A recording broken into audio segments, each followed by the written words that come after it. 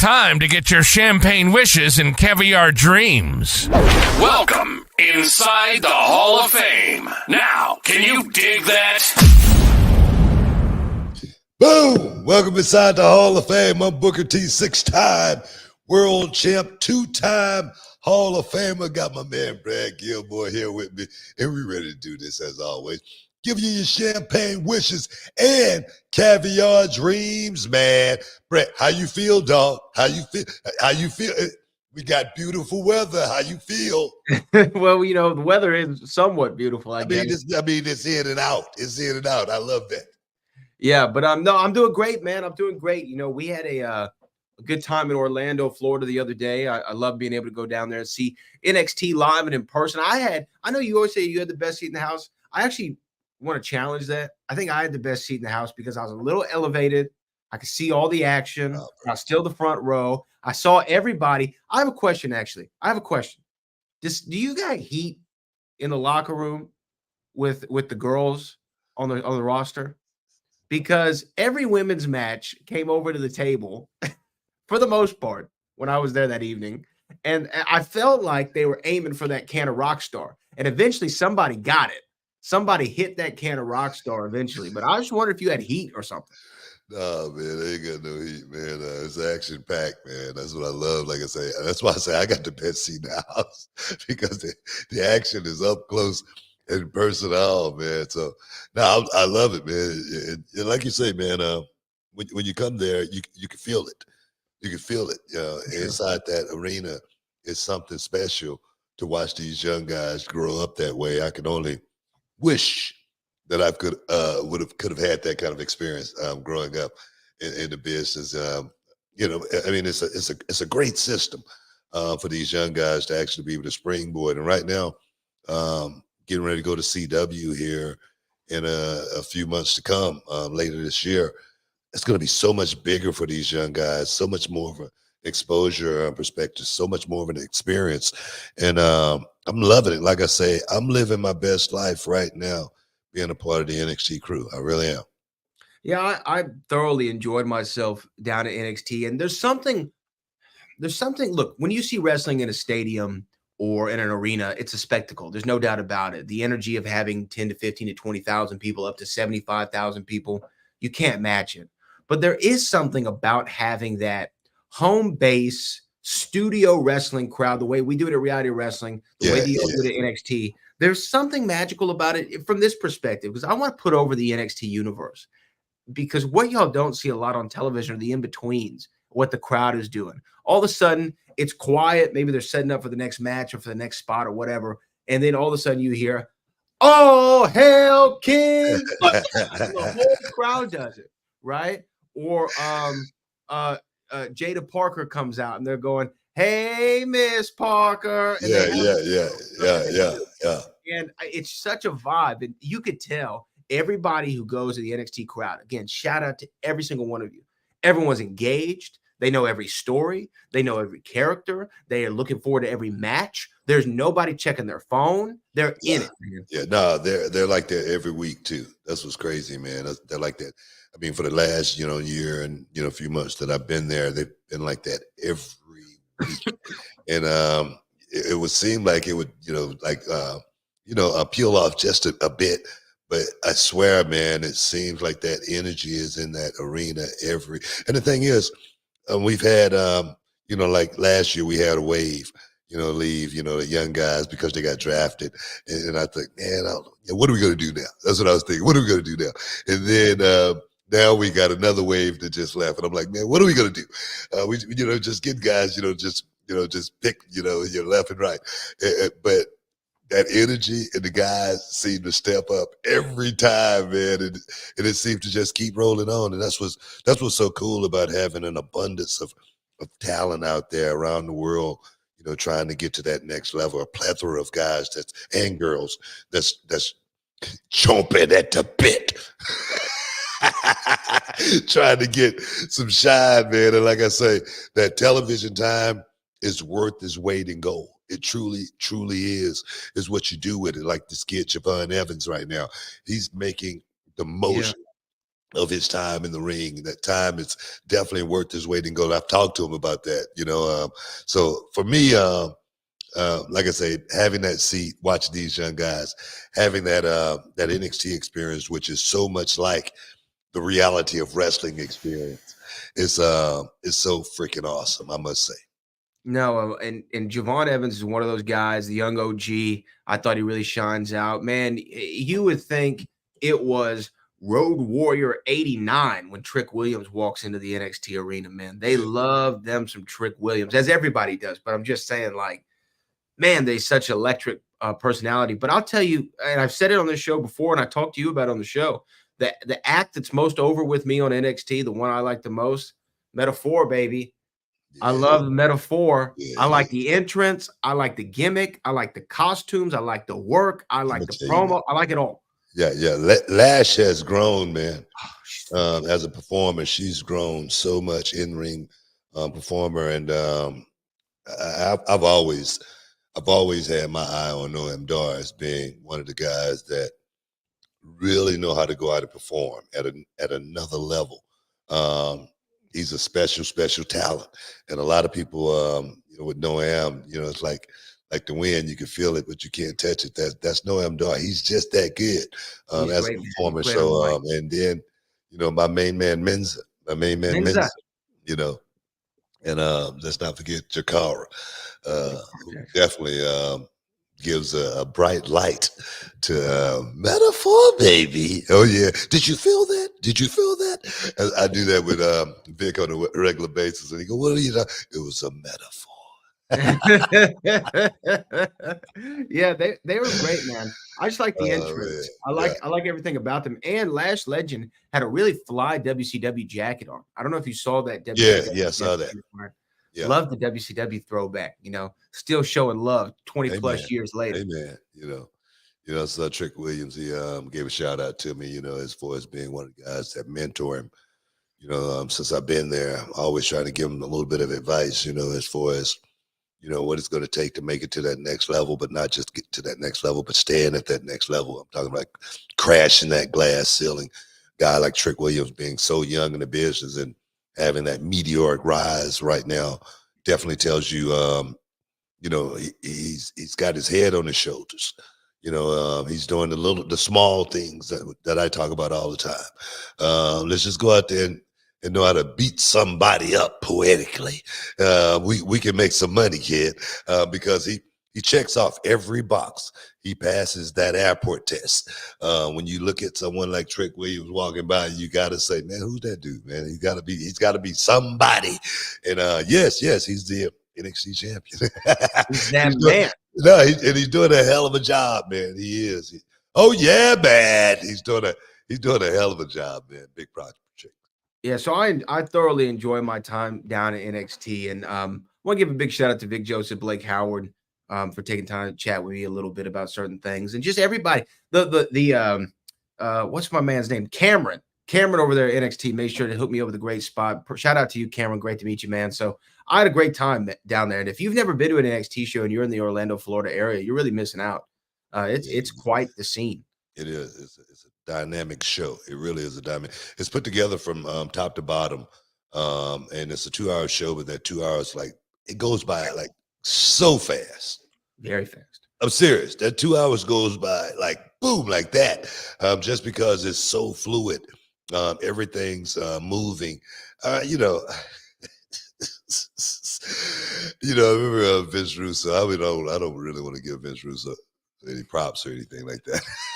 but like I say, I always had, never had anything bad to say about Vince Russo. But I remember Vince talking about Crash TV as far as everything's always moving. This is kind of like Crash TV, I think. Everything's moving, but in a different way than the way it was written back then, as far as just car crashes, guys having matches, storylines. You know what I mean? The storylines actually feel a certain way. The matches actually feel a certain way. The build-up actually feel a certain way, leading to the battleground. Everything feels a certain way with NXT, and it feels that way every month leading. And just because it seems like every show has a theme. every show. Mhm. And I tell you what, we've learned a lot at reality wrestling. We sure have. Being able to piggyback and see how the machine actually put it together. It's definitely something that has helped us tremendously. And trust me, reality wrestling, we got big things popping, little things stopping coming up next month on the 8th. So guys, June 8th, make sure you guys get your tickets for reality wrestling. Do it now. I do it for you. Because the tickets going fast, man. They're going like hotcakes. We got to take a break, guys. We got to take a quick break. Stick around, y'all. You're in the Hall of Fame. We'll be back in a minute. Can you dig it, sucker? And this episode is sponsored by BlueChew. Guys, let's talk about it. Let's talk about sex. Hey, you remember when you was always ready to go? I'm talking about strapping the rocket on it, man. Going straight to the moon. I'm talking about getting it done. If you want that extra confidence, I got something for you. Listen up. BlueChew.com. BlueChew is a unique online service that delivers the same active ingredients as Viagra, Cialis, Levitra, but in a chewable tablet at the fraction of the cost. But the great thing, Book, is you can take it any time, day or night, so you can plan ahead or be ready whenever an opportunity arises. The process is simple. You sign up at BlueChew.com, consult with one of their licensed medical providers, and once you're approved, you'll receive your prescription within days. The best part, guys, it's all done online on the internet. So there's no doctor's visit, no awkward conversations, no waiting in line at a pharmacy or any of that. And the thing is, Book, Blue Chew's tablets, they're made right here in the USA and prepared and shipped direct to your door in a discreet package, so no one is the wiser. Let's just get it out there, guys. Blue Chew wants to help you have better sex. Discover your options at BlueChew.com. It's like this. Chew it and do it. And we've got a special deal for our listeners. Try Blue Chew absolutely free when you use promo code Booker at your checkout. Just pay $5 for shipping, man. That's BlueChew.com. Use promo code Booker to receive your first month absolutely free. Visit BlueChew.com for more details and important safety information. And, we want to thank Blue Chew for sponsoring the Hall of Fame podcast. Chew it and do it.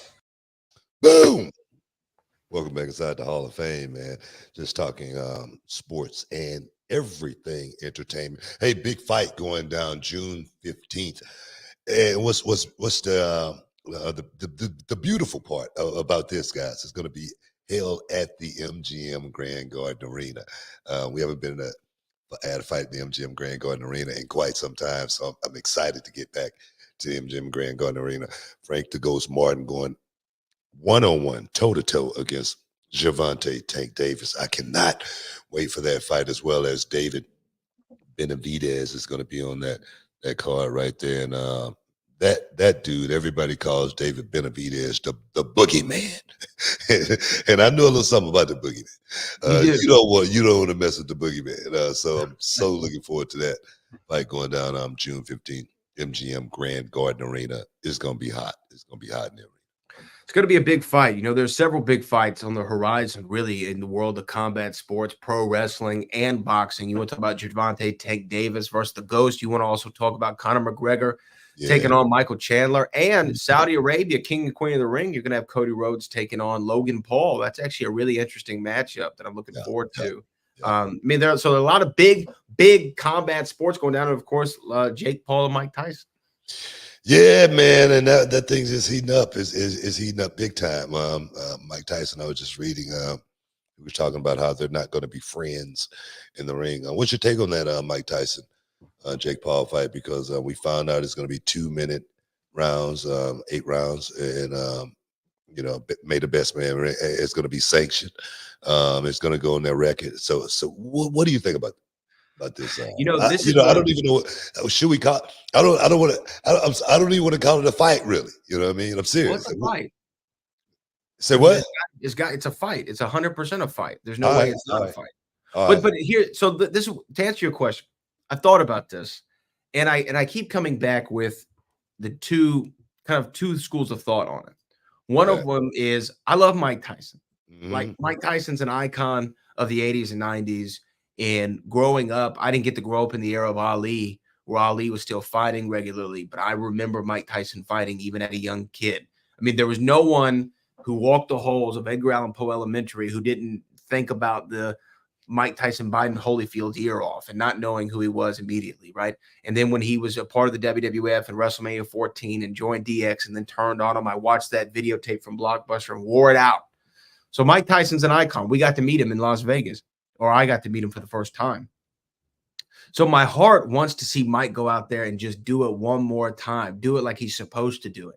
And could he do it against somebody like Deontay Wilder or Luis King Kong Ortiz or Tyson Fury or anybody, or Anthony Joshua or Andy Ruiz, anybody at the top rungs in the heavyweight division in pro boxing? No, there's absolutely no chance. He's almost 60 years old. But do I feel like there's a sliver of hope against a YouTuber who, you know, to his credit, has a lot of talent and is a big guy? Didn't realize how much bigger he was than Mike until they were standing nose to nose.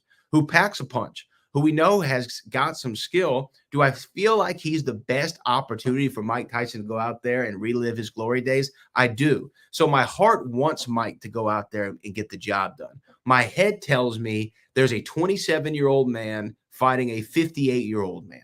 Yeah. That's what my head tells me. And what happened in the 80s and 90s is irrelevant in a lot of ways because your body is so much different I'm 31. It's different than it was at 21. You know what I mean? Like that's just a 10-year gap, not a 30-year gap. And I can't imagine, being able to be successful at that. But at the same time, if anyone can do it, isn't it Iron Mike? Yeah, you know what? If it's anyone that could do it, it's Iron Mike. That's what we want to believe. You know, that's what we hope. Wait a minute, no, that you hope. I hope. Let me rephrase that. That's what we wish. Okay, we wish Mike Tyson can turn back the clock and go out there and throw them hands just one more time, just like he did it, you know, back in the day. You know what I mean? The Mike Tyson of old. Of course, that's what we want to see. But I'm gonna ask you a question here real quick. Okay. Have you ever heard of Kevin McBride? Kevin McBride, yes, right. He was a fighter, right? Yeah. He was a fighter. You know who he beat? Who did he beat? Tell me. Mike Tyson. He beat Iron Mike? Yeah. Have you ever heard of Danny Williams? Only because we recently had this conversation. What have you ever heard of Clifford the ATN? He's not somebody who's relevant in my daily vernacular. Okay, I'm just wondering. Because these are all people that beat Mike, is what you're saying? Well, Clifford, yeah, actually, he beat Clifford, but I'm just saying, I was just wondering, have you ever heard of these guys? You heard of Lennox Lewis, though, right? Of course, Lennox. He lost to Lennox. Yeah. You know what I mean? So you heard of Lou Savarese. Lou Savarese. I mean, Big Louie, good friend of mine, Big Louie. I like Lou. I mean, I work one of Lou's shows. Exactly. But my thing is this. Look. My thing is this. Mike Tyson, I think, is going to be like at the night of the fight. I think Mike's going to be like 59 or something like that. I think he's 58 the night of the fight. He's 58 now. Oh, he's 58 now. Then he'll be 59. He'll be 59 night of the fight. I'm 59. Okay. Sometimes at 59, you wake up, you know, and your knee might be aching. The day before you was fine. You know what I mean? You was out playing basketball or whatever, you know, or maybe not basketball, pickleball. You know what I mean? Something where you can get around because the ball is a little slower. You know, shoulder. You know, you wake up just because you slept the wrong way. Your shoulder's out. You got to get a doctor's appointment. That kind of stuff. You know, that's what happens at 59. I was just talking to you about being 59 years old. How I walked out of a restaurant, a chain. And,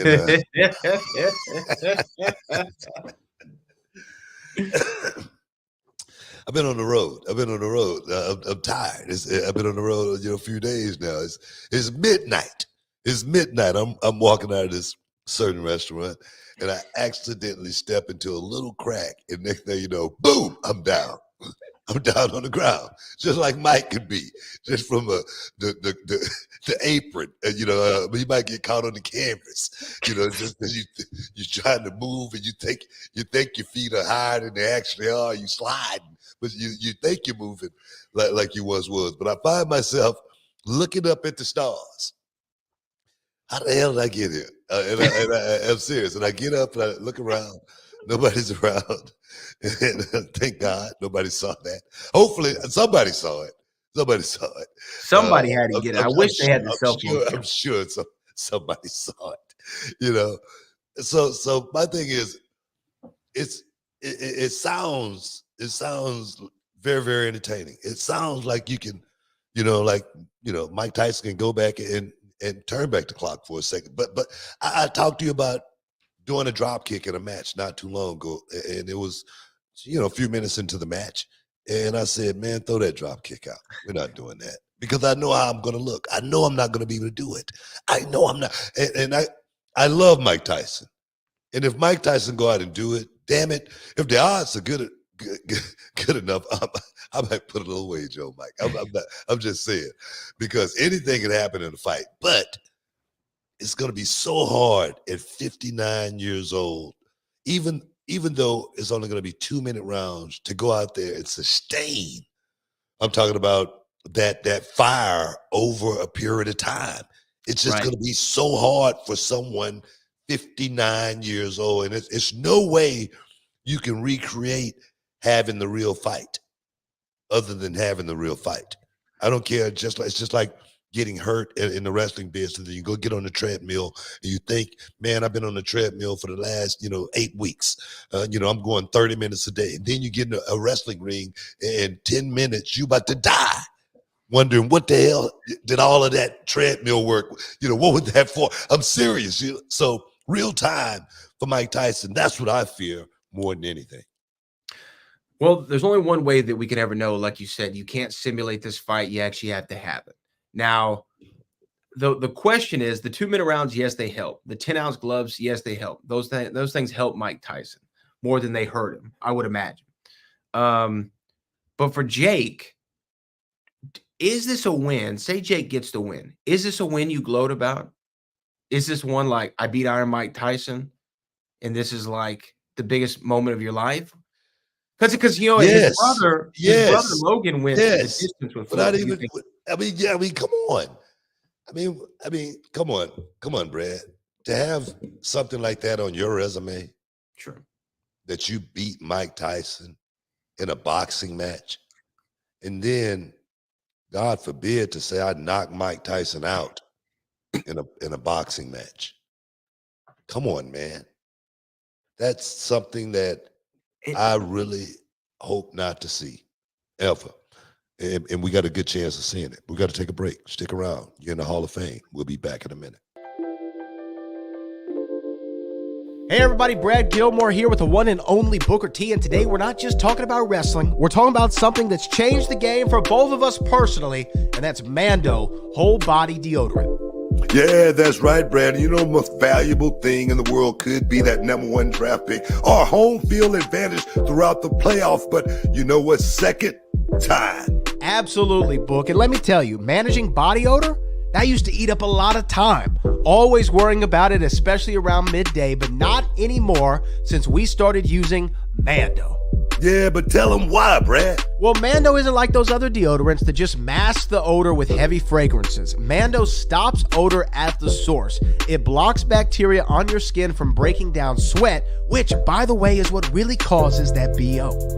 And it's clinically proven to control that odor for up to 72 hours. Now that's long-lasting, man. It really frees up so much time since switching to Mando. I've even perfected my half-court shot, believe it or not.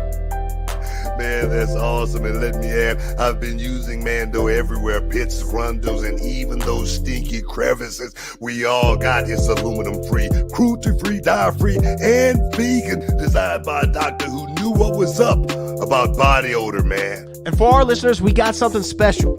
New customers can get $5 off the Mando starter pack. That's over 40% off. Just use our code BOOKER at shopmando.com. That's shopmando.com. Use shopmando.com. Check out their starter pack. Brad and I would not steer you wrong. With Mando, you're really taking care of your body odor anywhere and everywhere. Give it a try and let us know what you think. All right, now back to wrestling. But remember, control your body odor anywhere, anytime with Mando, and save big with the promo code Booker at shopmando.com.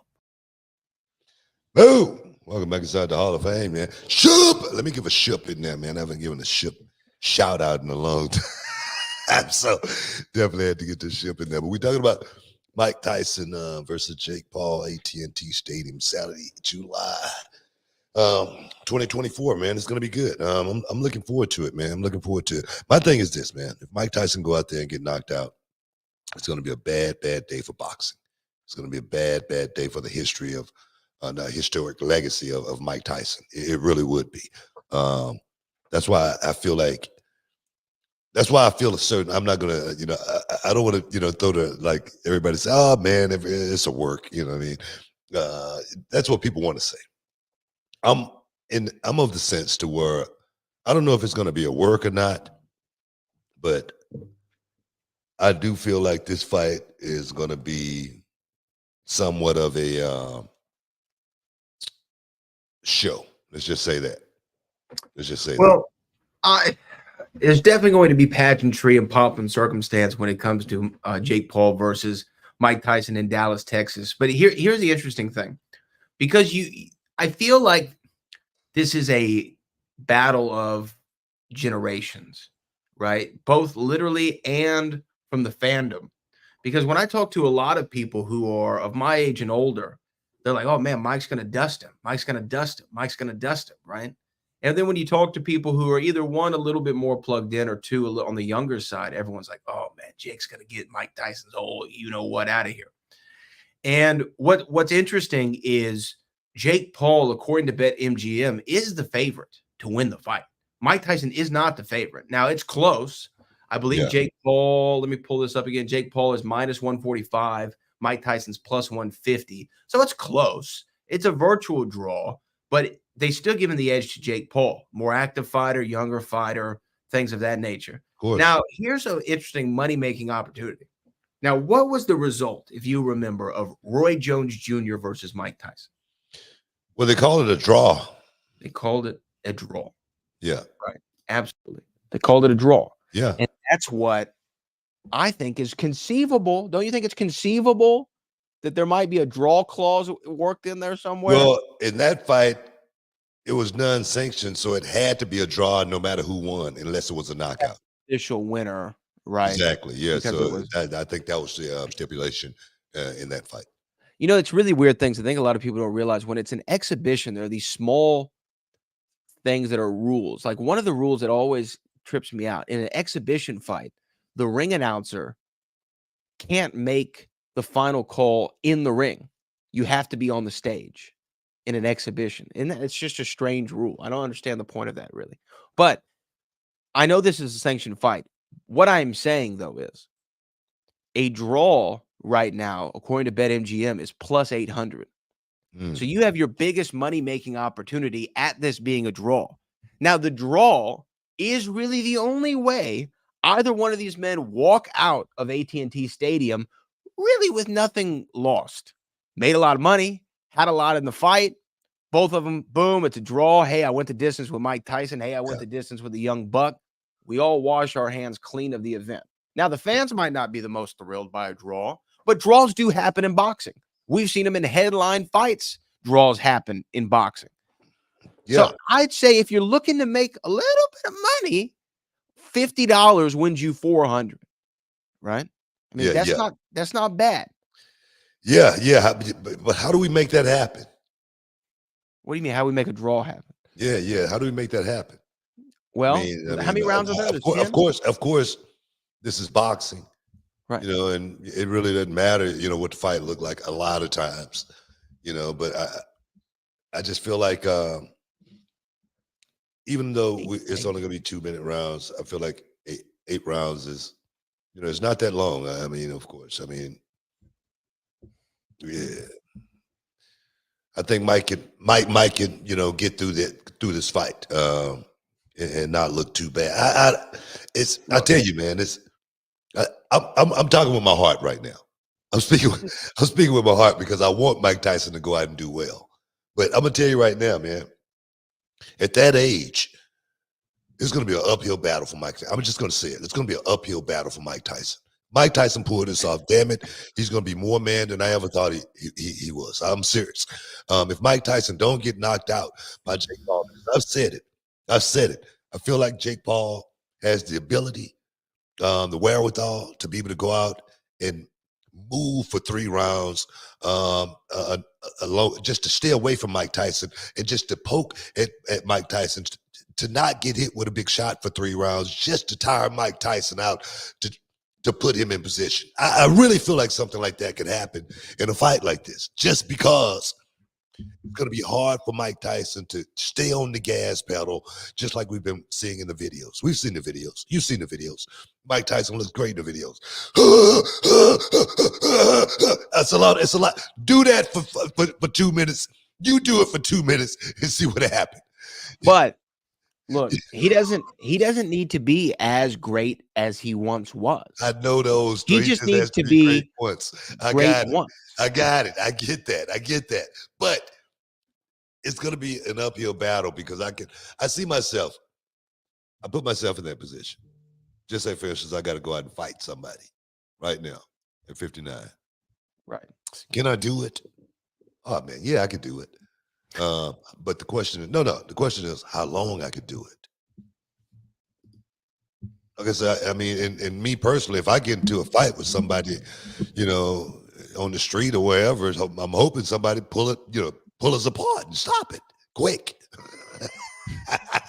Because I don't want to blow up, so I think that's what Mike Tyson is going to be battling more than Jake Paul. Mike Tyson is going to be battling Father Time. Yeah.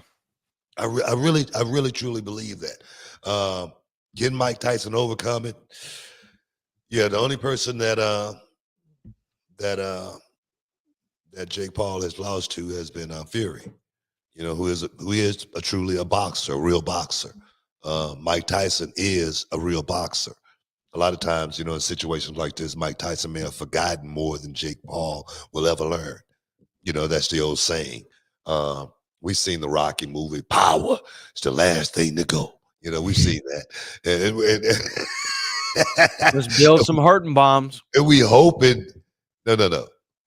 We wishing that's what happened in July. We're going to find out in July. 8 2-minute rounds, 14-ounce gloves. I said 10 earlier. I meant to say 14-ounce gloves. We'll see what happens. You know what I mean? But let's go from one Paul brother to the other, because we did have a super chat that came in here that's interesting from Cali Toenail. Cali Toenail says they hinted at it, but nothing official. Do you think we'll get title for title, Cody Rhodes versus Logan Paul? If so, Cody's win doesn't. Excuse me. If so, does Cody's win that he doesn't need it only for a Grand Slam? So I think what Callie's trying to say is, if Cody wins the U.S. championship, he does become a Grand Slam champion. I just hope they do this like it's a champion versus champion match, but titles aren't on the line, because it does no service for Cody Rhodes. Cody's not going under. Well, and it does no service for him. I feel like Cody's title should be on the line. You want Cody's just on the line? Yes. That I'm fine with too. Yeah, I think Cody's title should just be on the line. I mean, me personally, you know me, I'm not off into, one guy having 2 titles, even though, I've been double champ before and it felt good. It felt You actually were the world heavyweight champion, the United States champion. Well, that's what I'm saying. It felt really, really good. But no, I'm not one to, take that route as far as one guy having two titles. In a matchup like this, I feel like the champions, the big title, Cody Rhodes title should be on the line in this matchup, just to make it a little bit more intriguing. But can I say this, though? I really like that match on paper. I like Cody Rhodes versus Logan Paul on paper. I'm going to tell you right now, man, I really feel like, Cody's, he's smart, man. He's smart. Logan Paul, he's a guy that has shown that he can go out and do it under the bright lights. under the biggest stages. He's shown that he can go out and perform. With Cody Rhodes together, those guys can go out there and create some beautiful magic. Cody's a pro. He's going to know exactly how to put Logan in the best positions. There again, Logan's smart enough, seems to be smart enough to go out and perform at a very, very high level. And sometimes it's like that deja vu effect. It seems like he'd been here once before. You know what I mean? So I just give that kid a lot of props because I haven't seen one like him come along before. Seriously. No, he's a unique talent. Very unique talent. I mean, both these guys are. Both these guys are really. Logan has been given the benefit of 6 weeks to prepare his matches. I'm kidding. He's been given the benefit of having time to learn with the best in the business at a very high level, very quick. I mean, when you come in and your first match is against Rey Mysterio, and then you work The Miz, and then you work Seth Rollins, and then you work Roman Reigns, you got to get good quick. On the job training, man. On the job training, but you got to get good quick if you one of those guys that can retain it. Like I say, Logan Paul is not someone from this business, but it seems like when I first got into it, it seems like I had been there once before. When I watched this kid, from a timing perspective, from knowing how to go out and perform on both ends. I hate to talk wrestling talk, interesting talk. He's that damn good. I give him big props. Is that it, man? We got to get up out of here. We got one more. Okay, man. Stick around, guys. You're in the Hall of Fame. We'll be back in a minute. Hey there, beach babes and beach bros. Are you ready to soak up the summer vibes and strut out with your ultimate beach bod? Well, good news, because our friends over at Manscaped have got you covered from head to toe. Oh, yeah, Brad. We're talking about the Performance Package 5.0 Ultra, the all-in-one grooming kit that's a total game changer for your summer look, man. With Manscaped, you're not just grooming, you're unlocking confidence you need to turn heads this beach season. Oh, yes. That's right, Booker. And we're talking 10 million men worldwide who trust Manscaped. And because you're listening to us, you get a special deal. 20% off plus free shipping with the code BOOKER at manscaped.com. Let's make this summer your smoothest one yet. Man, let me tell you about the Lawnmower 5.0 Ultra. This bad boy got a summer makeover. It's waterproof, perfect for those splashy pool parties and beach hangouts. And don't get me started with the Weed Whacker 2.0 for those pesky nose and ear hairs. Oh, and after you trim, you've got to try the Crop Soother Ball Aftershave Lotion. Say goodbye to chafing and hello to comfort all day long. Plus, the Crop Preserver Anti-Chafing Ball Deodorant, absolute must-have for those hot, sunny days. Hey, and don't forget, every purchase comes with a little extra free Boxers 2.0 Midnight Bravo. Talk about comfort and style that fits like a dream. You're gonna love it, I guarantee. So what are you waiting for? Get 20% off plus free shipping with the code BOOKER at manscaped.com. That's 20% off with free shipping at manscaped.com and use the code BOOKER. Yeah, the summer sun is here to stay, so trust Manscaped and keep you looking and feeling cool. Jump on this deal, y'all, and stay groomed this summer with Manscaped. Your beach bod deserves the best. Ship. Welcome back inside the Hall of Fame. I got, you know what? I should have worn one of the ship shirts, but I got that chew it and do it on today. Chew it and do it. Making sure I'm representing. Yeah. Doing it like it's supposed to be done. But Logan Paul, Cody Rhodes. I'm looking forward to that match as well. Cody's on a roll. Cody's on a roll, and it's something I think we should touch on. We should touch on. It was a Hall of Famer said that Cody Rhodes perhaps seemed to be losing interest with the people. Do you feel that way? No. If anything, I feel like he's continuing to gain steam week over week. You know what? He had AJ Styles just put on maybe the match of the year. Yeah. So far. That's my thing. Who said that?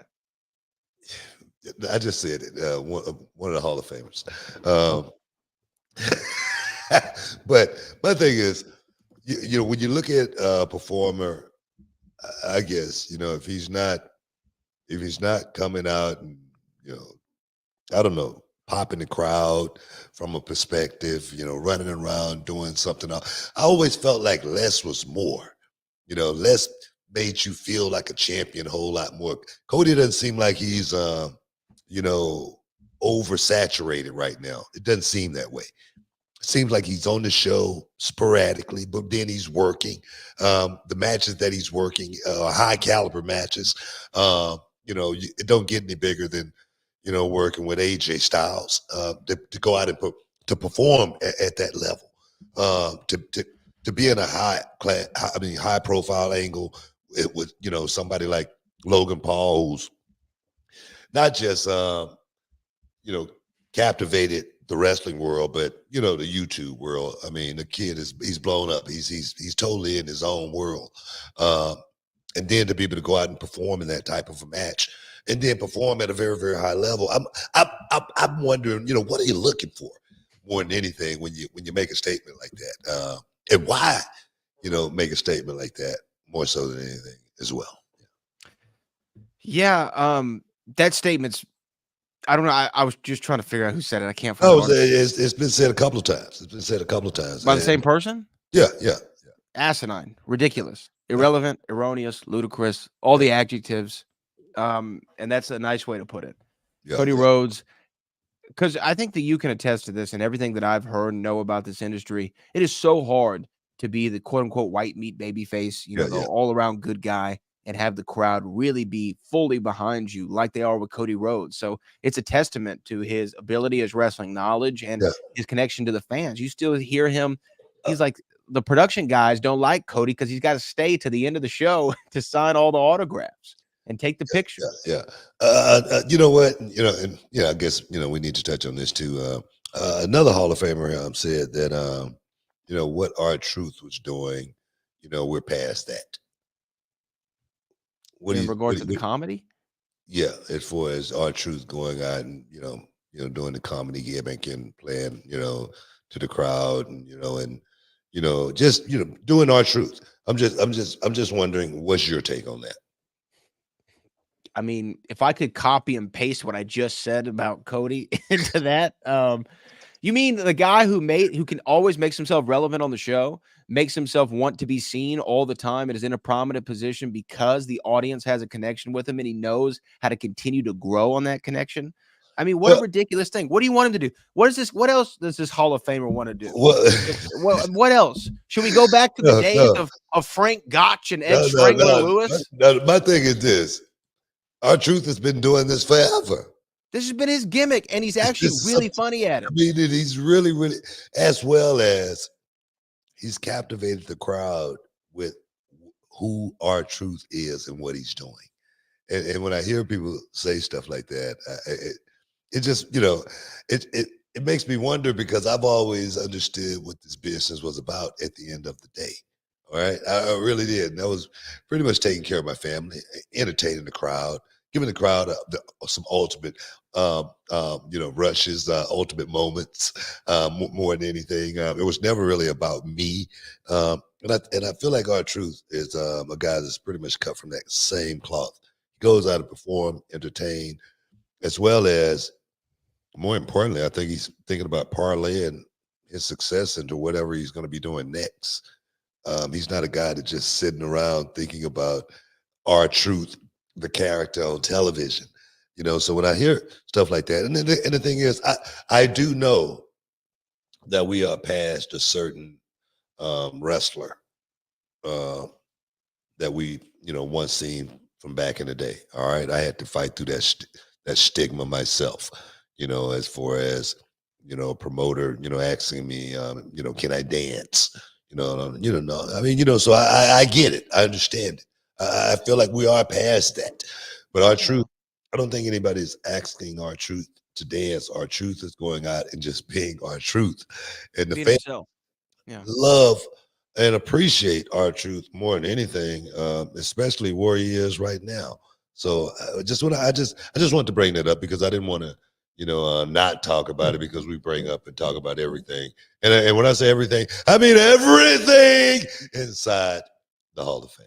We have a couple super chats that we need to get to before we wrap the show up today. But if I can say one more thing on R-Truth and what this anonymous Hall of Famer Well, mentioned. the Hall of Fame, that Hall of Famer was Kevin Nash.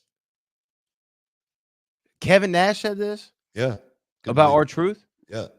Now Kevin's too Yeah, smart. you know what? And the thing He's is, too smart to say I mean, that. to give Kevin a little bit of credit, I think Kevin was just thinking and talking about more so we are past those type of characters in the business, not per se, more so R-Truth, should be doing something else because I don't know, what do? You just change him. All of a sudden he become, a Harvard guy. I mean, come on. Come on, so I don't know. Well, look, let me say this first about Kevin Nash. I mean, obviously the guy is a Hall of Famer, earned a spot in the business, has more knowledge than I do, and he's entitled to any opinion that he has. But from my perspective, the three things that I think about when someone says we don't need a character like R-Truth on the show anymore in wrestling, the three words that come to my mind is it's a show, right? Yeah. It's a show.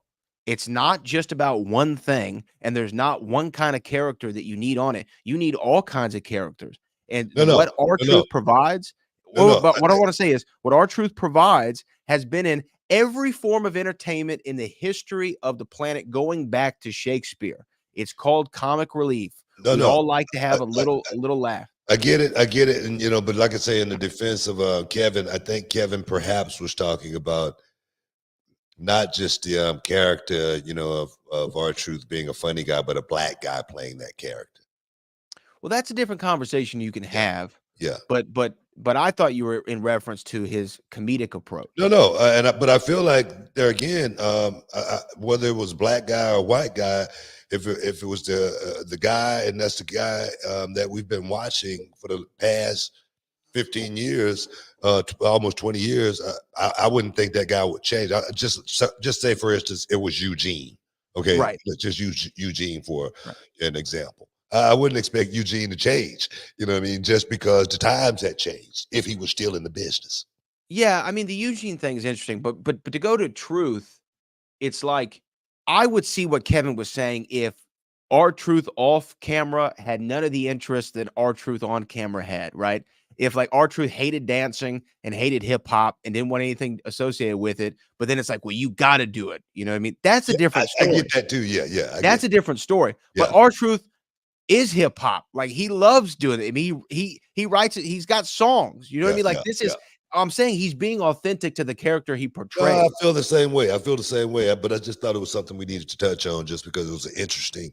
It is an interesting conversation, and I would love to have. We've never had Kevin Nash inside the Hall of Fame. I would love to talk to him. You know what? I think we need to get Kevin inside the Hall of Fame and just talk about issues like that, because I know Kevin is not talking out of malice or anything like that. I know that, right? I mean, so that's why I brought his name up, and this may spark a little bit of interest.